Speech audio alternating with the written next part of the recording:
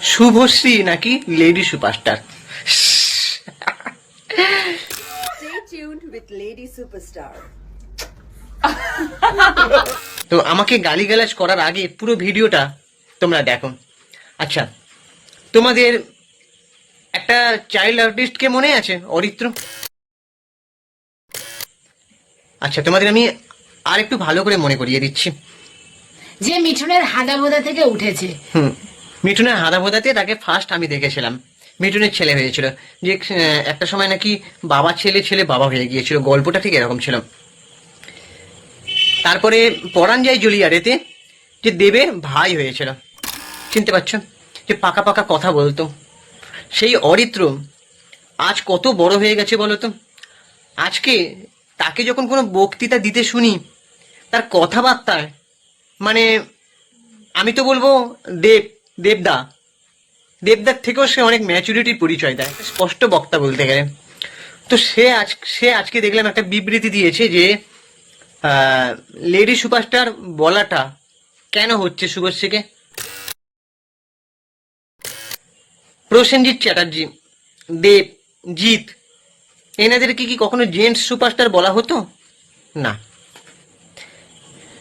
শুভশ্রীর stardom নিয়ে, তার acting নিয়ে কোনো সন্দেহ নেই, কিন্তু লেডি সুপারস্টার বলাটা একদমই উচিত নয়। শেষমেশ সে একটা কথা বলেই বক্তব্য শেষ করেছে, আমি দেখলাম, যে তাকে শুধুমাত্র স্টার কিংবা সুপারস্টার বলা হোক, লেডি বলে ওই যে লিঙ্গ বৈষম্যের একটা পরিচয় দেওয়া হচ্ছে।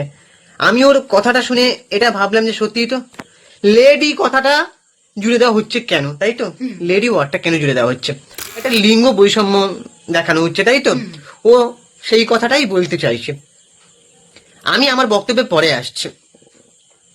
তো আমার মনে হয় অরিত্রর কথাটাকে আমি পুরোপুরি সমর্থন করি, যে এখনকার নায়িকাদের মধ্যে যদি প্রথম সারির লিস্টে রাখা হয় 1 থেকে 5 নম্বরের, সেখানে কিন্তু শুভশ্রী থাকবেই, তাই তো? তো তাকে সুপারস্টার বলাটা ঠিক, যে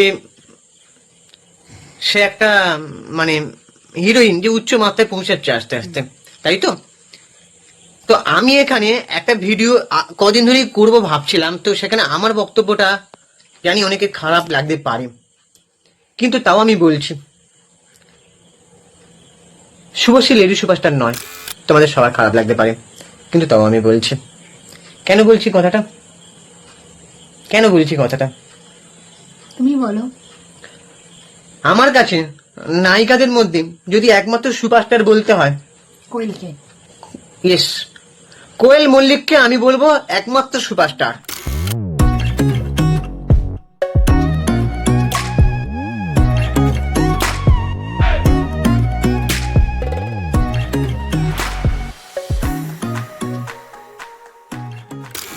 কারণ কোয়েলের যে আদর্শ, আমরা যেটা দেখছি, ও কোনো গসিপের মধ্যে থাকে না, ও কোনো 7-5-এ থাকে না, মানে কোয়েল মল্লিক মানে একটু আলাদা টাইপের, তাই তো?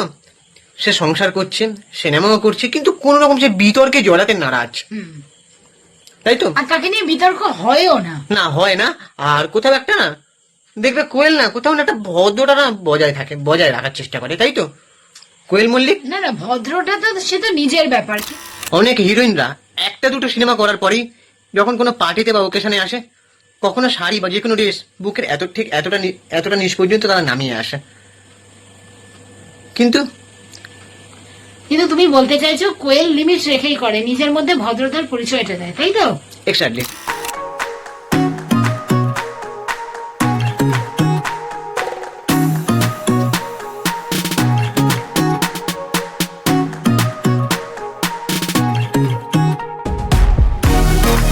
কোয়েলকে আমি বেশিরভাগ শাড়িতেই দেখি।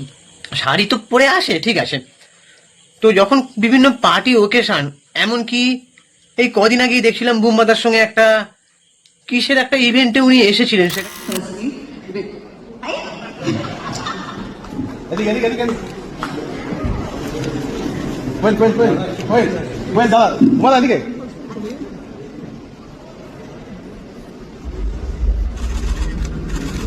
কোয়েল এইসব জায়গায় বেশিরভাগ শাড়িটা পরতে স্বাচ্ছন্দ্য বোধ করে। অনেকে আমাদের সাথে মত নাও মিলতে পারে ভাই, ঠিক আছে, তাতে আমার কিছু যায় আসে না। যে গালিগালাজ দেবে সেটা নিজের শিক্ষার পরিচয় দেবে। তো আমি সেটাই বলতে চাই যে কোয়েলকে না আমি সব দিক থেকে যদি বিচার করে দেখি না, এই একমাত্র সুপারস্টার। তোমার মধ্যে কি মনে হয়? তুমি কোয়েলের দেখবে সে কিন্তু সাথে পাশে থাকে না, না। থাকে কি থাকে না। আর তাকে নিয়ে কোথাও- তো বিতর্ক শুনি না, কোনো gossip দেখো থাকে না। বিতর্ক দেখো করার করবি, আমি কি বলছি, কোয়েল একটা কথা আদর্শ মেনে চলার চেষ্টা করে, তাই তো? আর একটা দেখে কথা তো জানেই না কোয়েলের মেয়ে আছে।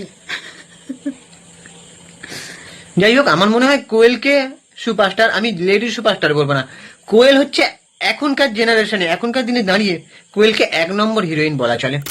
ভালো গল্পে বিভিন্ন পরিচালক বা পরিচালক তাকে কেন কাজে লাগাচ্ছে না?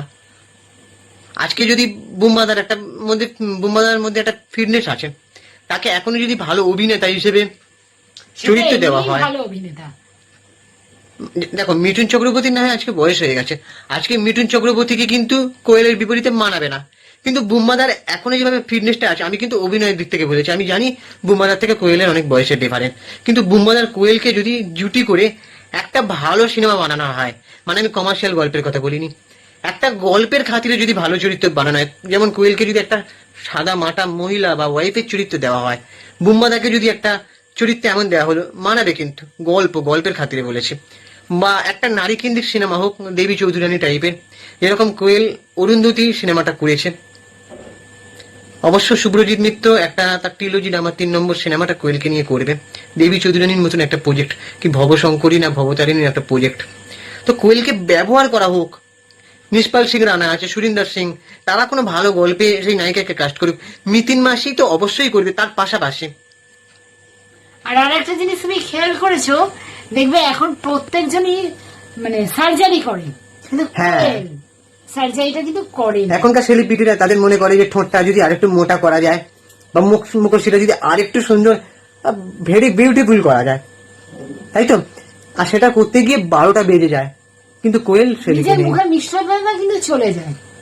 আমি সেটা নিয়ে শুভশ্রীকে কোনো কথা বলতে চাই না, আমি শুধু এটাই বলতে শুধু চাইছি, শুভশ্রী বলে তো করেনি, অনেকেই করেছে। এটা অনেক পাবলিককে বলতে শুনি, কিন্তু আমি সেটা জানি না, তাই সেটা নিয়ে আমি কোনো কথা বলতে চাই না। তো কিছু যেমন ঘটে তেমনি রটেও, সেটাও একটা প্রবাদ বাক্য আছে। যাই হোক, সব দিক থেকে কোয়েলকে এগিয়ে রাখা যায়।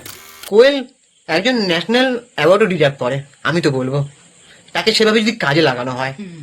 তো তোমাদের কি ওপিনিয়ন তোমরা জানো, চ্যানেলটাকে অবশ্যই সাবস্ক্রাইব করে দাও এবং বেল আইকনটা প্রেস করে নোটিফিকেশন অন করে দাও, বাকিটা তুমি বলে দাও। আর আমরা ইনস্টাগ্রামেও আছি, আমার ইনস্টাগ্রাম আইডি পৌশালী.dash31। তোমার ইনস্টাগ্রাম? আমারটা হচ্ছে চিঙ্কি বাবু 2531। আমাদের কাপেল ইনস্টাগ্রাম আইডি হচ্ছে সুপ্রিয় পৌশালী, তোমরা ওখানে গিয়ে ফলো করে দাও। দেখা হচ্ছে পরে ভিডিওতে, টাটা বা